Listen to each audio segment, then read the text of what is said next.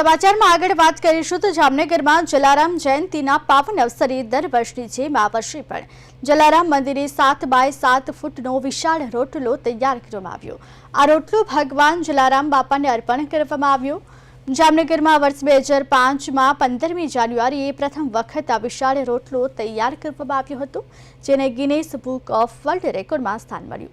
ત્યારથી દર વર્ષે જલારામ જયંતિ નિમિત્તે તેમજ વર્ષમાં 2 વખત આ વિશાળ રોટલો તૈયાર કરવામાં આવે છે।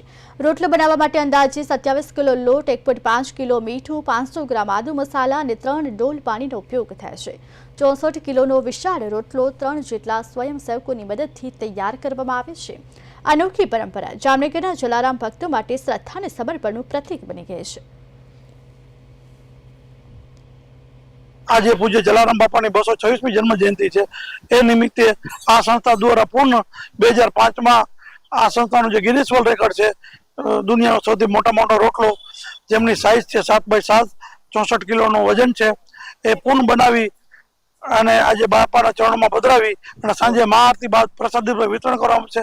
એ રોટલાની ખાસિયત છે 27 કિલો બાજરો, 3 ડોલ પાણી, 1.5 કિલો આદુની પેસ્ટી સાથે બનાવી 3 બહેનોની મદદથી 1.5 કલાકના અંતે એ બનાવવામાં આવેલ છે અને સાંજે મહાઆરતી બાદ ભક્તોને પ્રસાદ વિતરણ કરવામાં આવશે।